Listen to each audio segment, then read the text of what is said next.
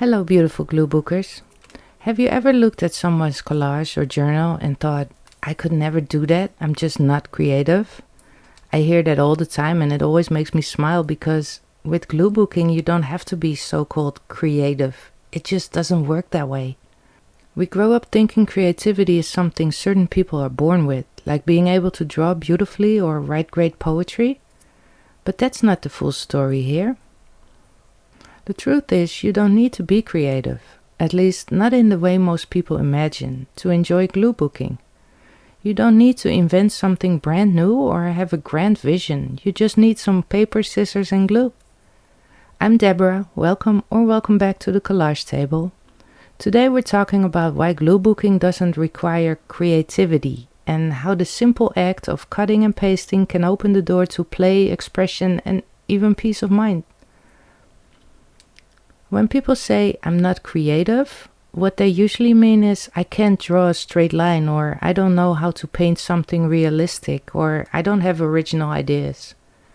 And I get it. School often teaches us that creativity looks a certain way. You either have talent or you don't. But glue booking doesn't ask you to be talented in that way. It's not about drawing portraits or painting landscapes. It's about noticing what catches your eye in the world that's already around you. Think about flipping through a magazine. Maybe you see a picture of a bold red shoe or a funny little illustration in the corner of an ad.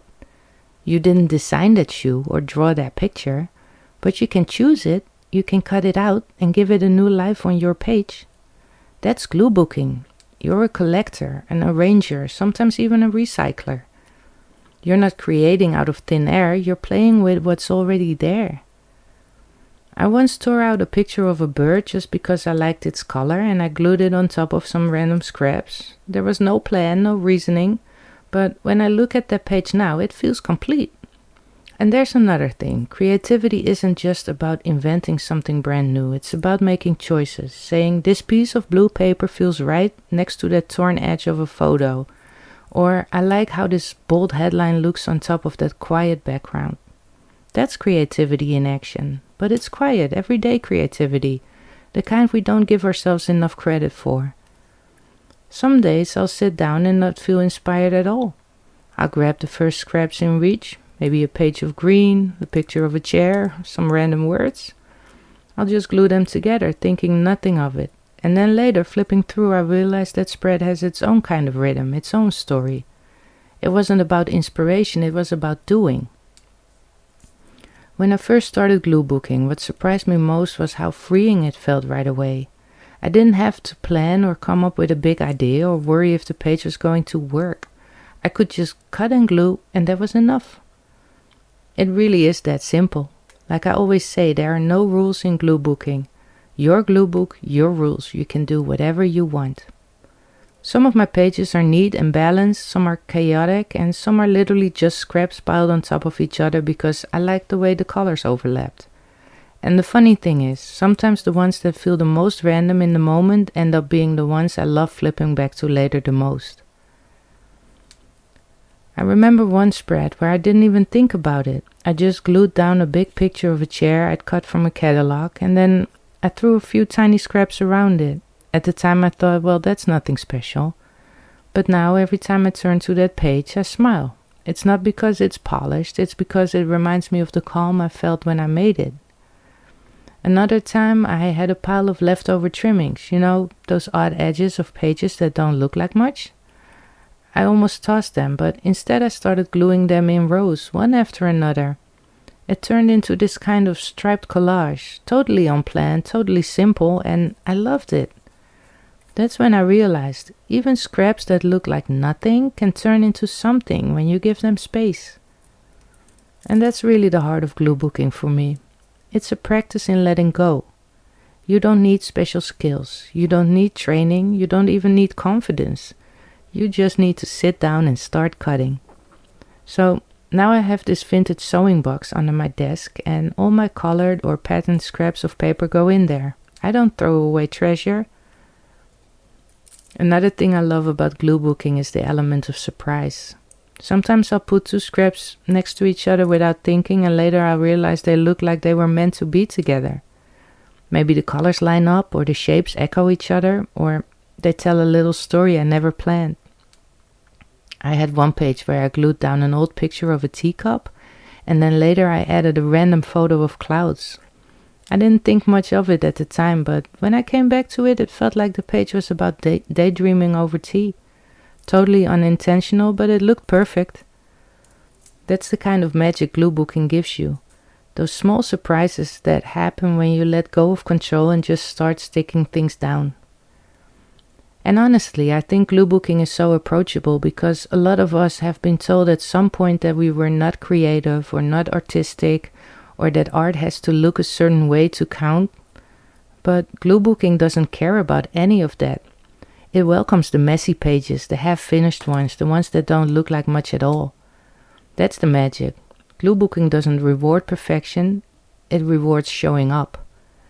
When I look back through my gluebooks, the ones that make me happiest aren't necessarily the pretty spreads.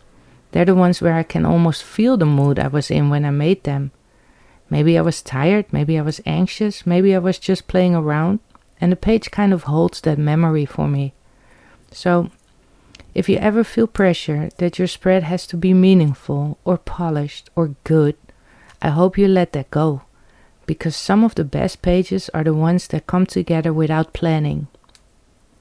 If you've seen my recent video about gluebooking and anxiety, you'll know that's one of the things I love most about this practice. It helps me work through whatever's going on with my mental health in a simple, hands-on way. I linked that video on screen and in the description. If that's something you're dealing with, you might like to watch it after this one. I think a lot of us secretly carry pressure about art.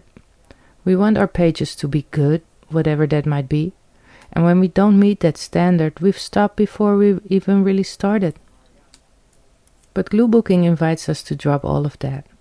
Some pages in my books are layered and balanced, others are messy and loud, and some don't make sense at all. But they all feel good to make, and that's the point. When I look back, it's not the best spreads that matter most, it's the ones that hold the memories. Like the messy spread I glued together when I couldn't sleep one night, or the silly one full of bright colors that I made when I was bored. Those pages aren't special because of my talent, they're special because of the moment they capture. Gluebooking has taught me to let go, to stop worrying about whether something will look perfect or make sense. You don't need special skills or fancy tools. You don't need training. All you need is scissors, glue, and the willingness to start. So, if you've ever told yourself, I'm not creative, I hope you'll remember this. Gluebooking doesn't require creativity in the way you think. It doesn't require ideas or talent or even inspiration. It just requires you to sit down and see where the scraps take you. The beauty is in the process. The cutting, the gluing, the quiet moments where your hands move faster than your brain. And after a while, page after page, you might realize that you are creative after all. Just not in the way school or galleries told you creativity should look. You're creative in your own way, in your noticing, your arranging, your letting go. If you understand what I mean, leave me a yellow heart in the comments, a little sign we're all in this journey together. And if you like some inspiration for your own pages, I've put together a playlist where you can watch me in my gluebooking sessions. See how I build my spreads. You can check that out next and see how they come together over time. For now, I hope this video gives you the push to sit down with your own papers and see what happens. Thank you for watching. I hope you have a fabulous day. And if you haven't already, please like and subscribe. Till next time, bye.